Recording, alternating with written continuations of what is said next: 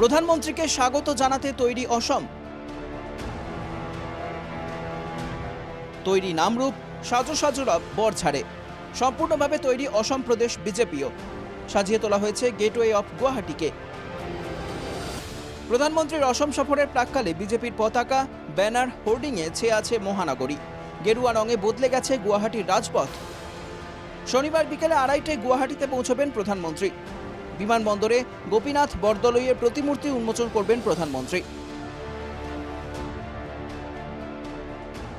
বিমানবন্দরের নতুন টার্মিনালেরও উদ্বোধন করবেন প্রধানমন্ত্রী নরেন্দ্র মোদী। বিমানবন্দরের নতুন টার্মিনালের উদ্বোধনের পর আজারায় এক জনসভা সম্বোধন করবেন মোদী। প্রধানমন্ত্রীর এই জনসভাকে সফল করে তুলতে যুদ্ধকালীন তৎপরতায় কাজ করছে প্রদেশ বিজেপি। আজারার জনসভায় থাকবেন কম করেও 50,000 কর্মী সমর্থক। এজন্য প্রদেশ বিজেপি মানুষ জড়ো করছে। নগাঁও, রহা, বরহমপুর, মরিগাঁও এবং জাগিরোড থেকে, পলাশবাড়ি এবং হাজো থেকেও নিয়ে আসা হচ্ছে লোক। এছাড়াও গুয়াহাটির সবকটি বিধানসভা কেন্দ্র থেকেও দলীয় কর্মী সমর্থকদের নিয়ে আসা হবে।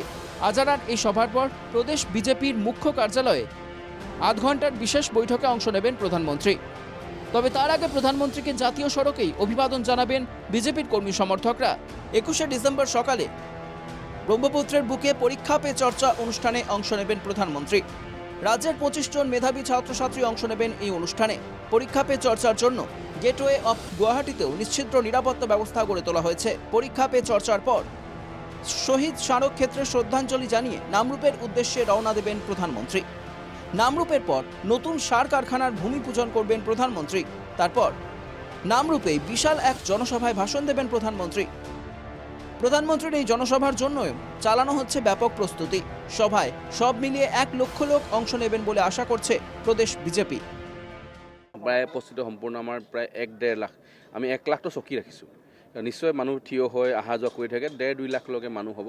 কিন্তু 1 লাখ আমাৰ চকী থাকিব। মই ভাবোঁ ফিল আপ হৈও এক্সট্ৰা মানুহ থাকিব। খুব চবফালে ৰাইজৰ উৎসাহ, য'তেই যাওঁ দেখা পাওঁ যাতে সকলো প্ৰস্তুত নৰেন্দ্ৰ মোদী আদৰিবৰ কাৰণে। মই ভাবোঁ সব মিলিয়ে সরকারি সফরের আড়ালে 26এর বিধানসভার কুচকাওয়াজ শুরু হবে প্রধানমন্ত্রীর এই সফর থেকেই, এবং এটা জলের মতো স্পষ্ট।